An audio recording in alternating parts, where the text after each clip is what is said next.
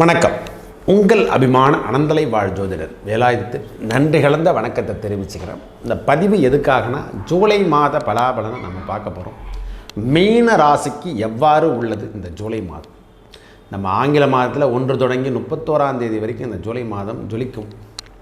என்ன சாமி ஜொலிக்குன்னு சொல்லிட்டீங்க அப்படின்ற மாதிரி ஒரு சூழ்நிலைக்கு தள்ளப்படாதீங்க. நல்லவை அனைத்தும் வந்து சேரும் என்று சொல்லக்கூடிய அமைப்பை பெறுவதும் இந்த ஜூலை மாதத்தில் நீங்கள் பார்க்க போகிறீங்க.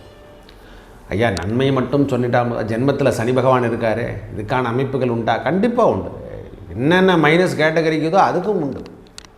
ஐயா குழம்பு ரசம் எப்படி நாம் சாப்பிட்றோமோ அதே போல் தான் வாழ்க்கை தன்மை.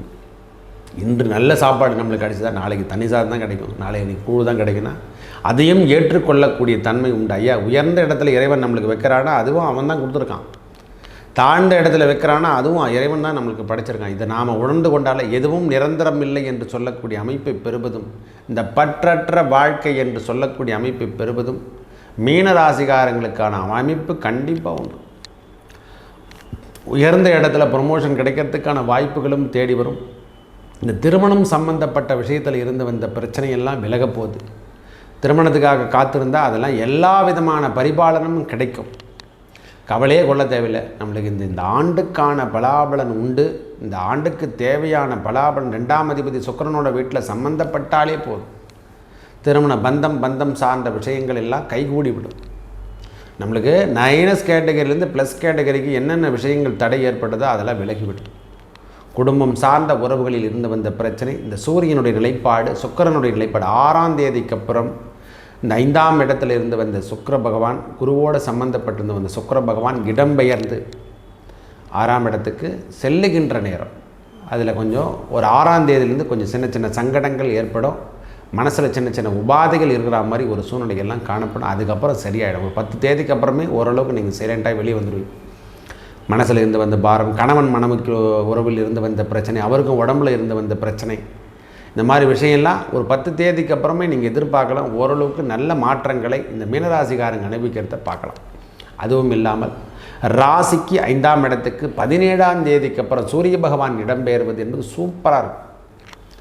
ஐயா வாழ்க்கையை நாம் தேடி இருந்த காலம் இதெல்லாம் கிடைக்க போகுதுன்றதுக்கு இதுவே முதல் உதாரணம். அவர் லாபாதிபதி என்று சொல்லக்கூடிய லாபஸ்தானத்தை பார்க்கும். இது வரைக்கும் கும்பராசிக்கார மீனராசிக்காரங்களுக்கு இது வரைக்கும் லாபமே இல்லை, வாழ்க்கையே இல்லை அப்படின்னு சொன்னவங்களுக்கெல்லாம் ஓரளவுக்கு லாட்டரி சார்ந்த விஷயம் போல் ஏதோ ஒரு நிகழ்ச்சிகளாக நடக்கிறத பார்க்கலாம்.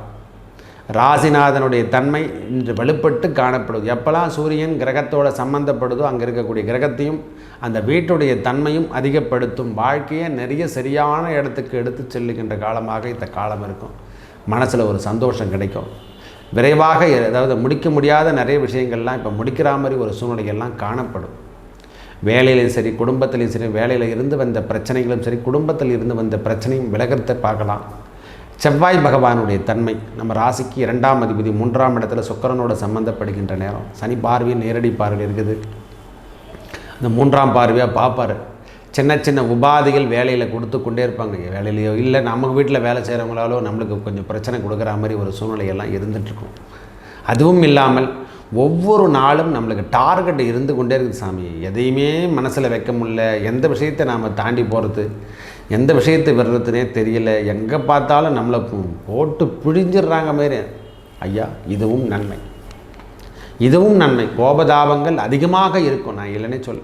சனி பகவான் எப்போல்லாம் நம்ம ராசி உள்ள வந்துட்டாலே முதல்ல வர்றதே கோபந்தான்.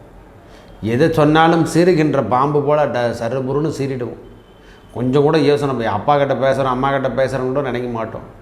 அப்புறம் பார்த்தா யோசனை பண்ணி கிடப்போம். 1 மணி நேரம் 5 நிமிஷம் பேசிட்டு 1 மணி நேரம் யோசனை பண்ணியிருப்போம். நாம் இந்த நேரத்தில் கம்முன்னு இருக்காத போயிட்டுமே அப்படின்ற ஒரு சூழ்நிலையும் காணப்படும். பூர்வீக சொத்துக்கள் நிறைய பேருக்கு அந்த பூர்வீக சொத்தில் இருந்து வந்த பிரச்சனையெல்லாம் இந்த நேரத்தில் விலக போகும்.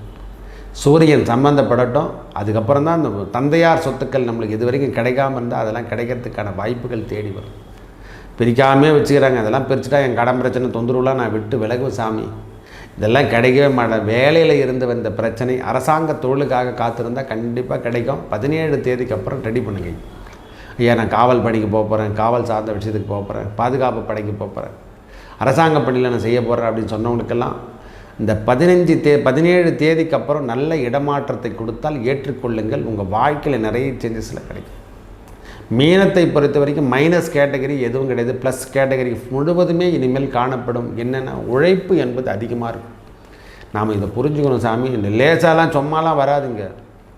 சனி பகவான் வந்துட்டாலே கடின உழைப்பை கொடுப்பார், சஞ்சலத்தை கொடுப்பார். அதுக்கப்புறம் தான் ட்ரைனிங் போட்டு கையில் கொடுப்பார், நல்ல உழைக்க வைப்பார். எப்போல்லாம் சனி பகவான் நம்ம இருக்கிற எல்லத்தில் வராரு அப்போ ஆன்மீகம் சார்ந்த விஷயத்தில் ஈடுபடுகின்ற அமைப்புகள் ஏற்படும். இதெல்லாம் உண்மை, இதெல்லாம் கடந்து வந்தவங்களுக்கு தெரியும்.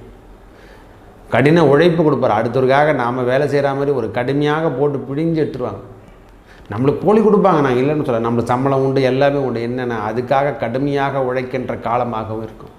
சில பேருக்கு உடல் உபாதை சார்ந்த விஷயங்கள் இதெல்லாம் இருந்து கொண்டு தான் பெரியவங்க வயது மூப்பில் இருக்கிறவங்களுக்கு உடல் உபாதை என்பது இருக்கும்.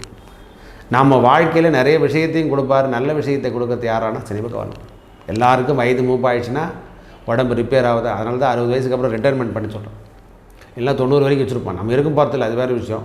இருந்தாலும் இது ஏன் வச்சுருக்காங்கன்னா 30 ஆண்டுகள் வாழ்ந்தவர் இல்லை, விழுந்தவர் இல்லை என்று அவர் ஒரு சுற்று வரும்போதே அவர் இல்லாத பிழிலாம் பிழிஞ்சிடுவார். இது ஒன்று தெரிஞ்சுங்க. 7.5 சனி காலத்து முதல் ஆரம்பத்தில் கிடக்கிறவங்களுக்கு கொஞ்சம் கடுமையாக தான் இருக்கும். 2வது சனி வரும்போது நம்மளுக்கு ஏற்கனவே அடிபட்டு வந்தோம்னு சொல்லிட்டு அதை பழகிடும். இதெல்லாம் தான் வேறு ஒன்றுமே கிடையாது. அவர் எப்போ வந்தாலும் ஒரே கேட்டகரி தான்.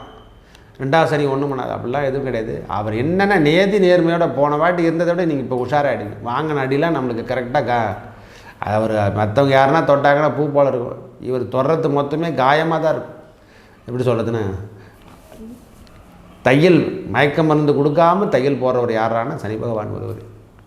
அதெல்லாம் எதுவுமே கொடுக்க மாட்டார். ஐயா வலிக்குதுன்னெலாம் சொல்லவே விட மாட்டார். அப்படியே தையல் போட்டு பிரித்து எடுத்துருவார். அப்படியே பிரித்து எடுத்துருவார். அது கூட பிரிக்கும் போதும் தையல் போட்டு அப்படியே பிரித்து எடுக்கக்கூடிய தன்மை பெற்றவர். அப்போ சட்டத்திட்டங்கள் எவ்வாறு இருக்கும், கடுமையாக இருக்கும். மனசில் தேவையில்லாத எண்ணமெல்லாம் காதல் இந்த மாதிரி சமாச்சாரம்லாம் இருந்தால் கல்யாணம் வரைக்கும் இழுத்துமே விட்டுடும். காதலில் லவ் கிவ் பண்ணியிருந்தோன்னா திருமணம் வரைக்கும் அழைத்து சென்று முடி போட்டு விட்டுருவார். தீர்க்க முடியாத பிரச்சனையாக வச்சு விட்டுருவார். இது மீன ராசியானா இருக்கட்டும், மீன லக்னமாக இருக்கட்டும், நம்ம வாழ்க்கையை தேடி பார்த்தாலும் கிடைக்காத பாக்கியம் எல்லாம் இந்த நேரத்தில் கிடைக்கும். ஐயா இதெல்லாம் நீங்கள் பயன்படுத்துங்க. வேலைக்கான அமைப்புக்கோ, வேலைக்காக தேடி இருந்தாலோ, இல்லை ப்ரொமோஷனுக்காக தேடி இருந்தாலோ, இல்லை அரசாங்க உத்தியோகத்துக்காக காத்திருந்தாலோ, இந்த மாதம் 17 தேதிக்கு அப்புறம் 100% ட்ரை பண்ணுங்கள். உங்கள் வேலைத்தன்மை உறுதிப்படுத்தும். இழந்த வேலையை மீட்டெடுக்கும். வேலையில் இருந்து வந்த பிரச்சனையும் விலக்கிடுவார். அப்போ ஏதோ ஒரு ப்ரொமோஷன் நம்மளை தேடி வரப்போதுன்றதுக்கு முதல் உதாரணமாக மாறும். நாம் ஒவ்வொரு விஷயத்தையும் தேடி தேடி பார்த்தோம், நம்மளுக்கு கிடைக்கல, இனிமேல் தான் கிடைக்க ஆரம்பிக்குதுன்னா கண்டிப்பாக உண்டு. அந்த விஷயத்தெல்லாம் நீங்கள் தேடுங்க, கண்டிப்பாக உங்களுக்கு எல்லாமே கிடைக்கும். சைலண்ட் மோடில் போனவங்கெல்லாம் எனக்கு ப்ளஸ் மோடாக மாறுவாங்க. ஒவ்வொரு விஷயம் நான் இதெல்லாம் தனியாரெலாம் வேலை செஞ்சுட்டு ரொம்ப முடியலைங்க அப்படி தூக்கி போட்டு நான் என்ன பண்ணுங்க, சொந்தமாக தொழில் பிஸ்னஸ் பண்ணுறேன். நான் டிஃபன் கடை வைக்க போகிறேன், ஹோட்டல் கடை வைக்க போகிறேன், துணி கடை வைக்க போகிறேன், நானே கம்பெனி தயாரிக்க போகிறேன், நானே சொல்லணும் கம்பெனி உற்பத்தி பண்ண போகிறேன், கம்பெனிக்கு தேவையான உபகரணங்கள் இது வரைக்கும் கம்பெனியில் ஒர்க் பண்ணியிருந்தேன், கம்பெனிக்கு தேவையான உபகரணங்களை நானே ரெடி பண்ணி அனுப்புகிறேங்க அந்த கம்பெனிக்கு. அந்த மாதிரி சூழ்நிலைக்கெல்லாம் சனி பகவானால் தான் முடியும். அவர் வந்தால் தான் கிடைக்கும். இதெல்லாம் நாம் தெரிஞ்சுக்கலாம். ஏன் இந்த 7.5 சனி பற்றி நம்ம சொல்கிறோன்னா இதெல்லாம் கொடுப்பார், எல்லாத்தையும் கொடுப்பார். செய்ய முடியாத விஷயத்தை செய்ய வைக்கக்கூடிய தன்மை பெறுவதான சனி பகவான். அப்போ பார்வை, அவருடைய பார்வை, பாக்கிய பார்வை குரு பகவான் மேலே பதித்தால் இந்த மாதம் சூரியன் 17ஆம் தேதிக்கு அப்புறம் அவருடைய பார்வை சப்போர்ட் பண்ணும், இன்னும் அதிகப்படுத்தும். அவருடைய பவரே சூரியன் வந்தால் தான் சப்போர்ட் பண்ணும். அப்போ எல்லாத்தையும் கொடுக்கக்கூடிய தன்மையெல்லாம் இந்த மாதம் மீனராசிகாரங்களுக்கு ஒரு வெற்றி ஜாக்பாட்லாம் கிடைக்க போகுது.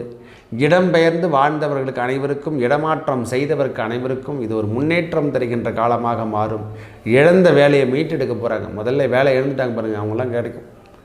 ஏதோ ஒரு பிரச்சனையிலேருந்து சந்தித்தாங்க, திருப்பியும் பார்த்துன்னு என்னை வேலைக்கு சேர்த்துனாங்க அப்படின்ற மாதிரி சஸ்பெண்ட் ஆனவங்களுக்கெல்லாம் வேலை வாய்ப்புகளை தருகின்ற காலமாக இந்த காலம் இருக்கும். புதிய முயற்சிகளில் ஈடுபடுகின்ற தன்மையெல்லாம் கிடைக்க போகுது. வாழ்க்கையில் நிறைய புதிய முயற்சிகள்லாம் ஈடுபட போகிறாங்க. நல்லவை அனைத்தும் வந்து சேரும். நல்லதே நடக்கும். நன்றி, வணக்கம்.